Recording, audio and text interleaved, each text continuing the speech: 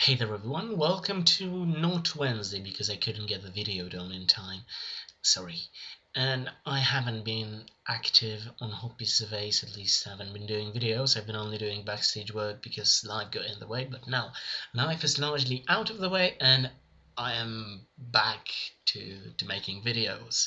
And I'm starting my first one after the break with terrible hair because I'm out of the stuff I usually use, and with a weird voice because I am a bit under the weather.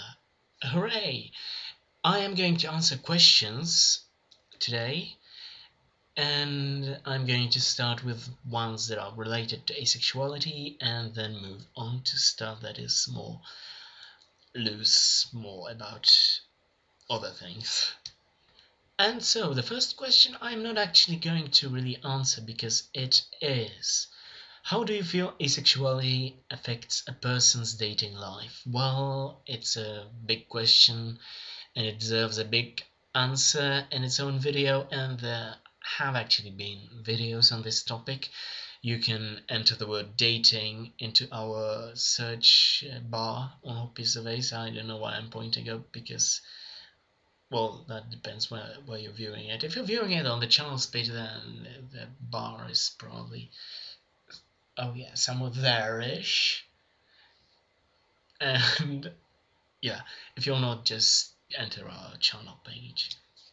Another question related to asexuality is: how open are you about your sexual/romantic identity?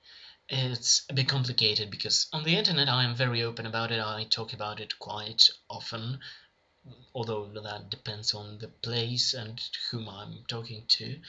And in my offline life, it's more varied. There are some family members whom I would rather not come out to.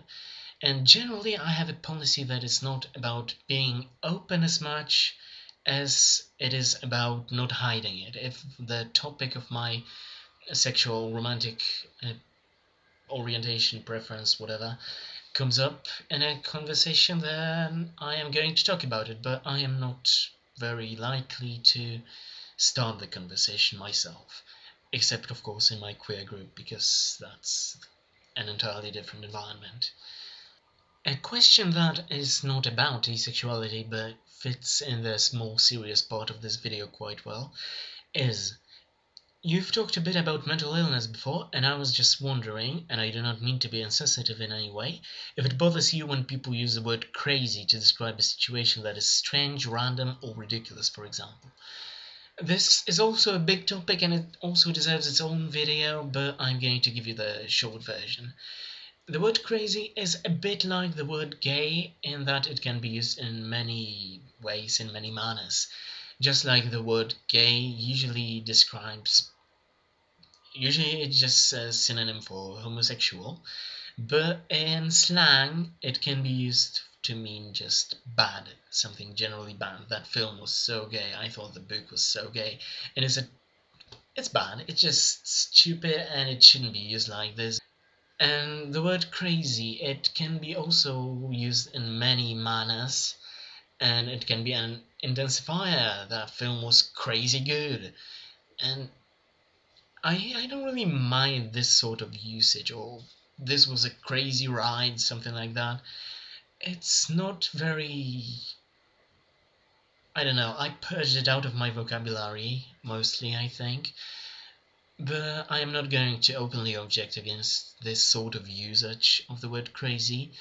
But when you call someone a crazy bitch or something like that for doing something you don't like, or if you just use the word crazy in a negative way, it is hurtful and I think it should not be done.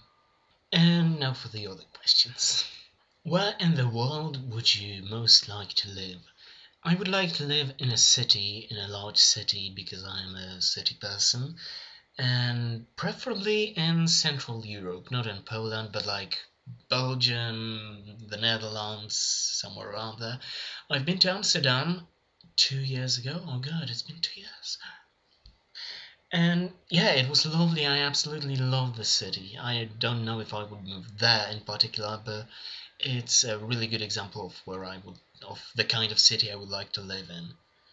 Do you have any kinds of comfort food? I like Sweet Things. I really like them. You seem to have good taste in music. Do you have any songs you like to listen to when you're in a bad mood? First of all, thanks. And secondly, I am old fashioned because I listen to albums more often than songs. And I have a couple of feel good albums, and they are weird. They are not your average feel good albums. The only feel good album that is not a really weird choice is this Victoria Land by showing you my screen. Victoria Land by Cocteau Twins. It's a really lovely acoustic album. It's one album, not more. And yeah, it's pretty much indescribable. You have to listen to it yourself. And a weird choice is this, my favorite album of all time, Filigree and Shadow by This Mortal Coil. And it's weird, it's trippy, it's been compared to a bad acid trip, but if that is a bad trip, then I can't imagine what a good one would be like. And the really, really weird choice is something I don't actually have on CD, and it is Lullaby for Liquid Pig by Lisa Germano. Lisa Germano, that's how it's pronounced, yeah, Lisa. And it's about addiction and alcoholism, but it's really lovely sounding and it calms me down. If you could become a superpowered person, what kind of powers would you want? I think that the power I would want the most would be to be a shapeshifter, just because it would be so much fun. Yeah, that's basically it. I would want to be able to shapeshift if I could get a superpower, like Hulkling. I like Young Avengers. I don't read a lot of superhero comics, but I like Young Avengers.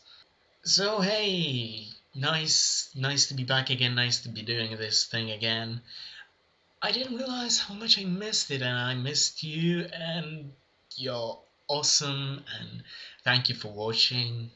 See you next week. Actually, in less than a week because it's not Wednesday anymore. Yeah, goodbye.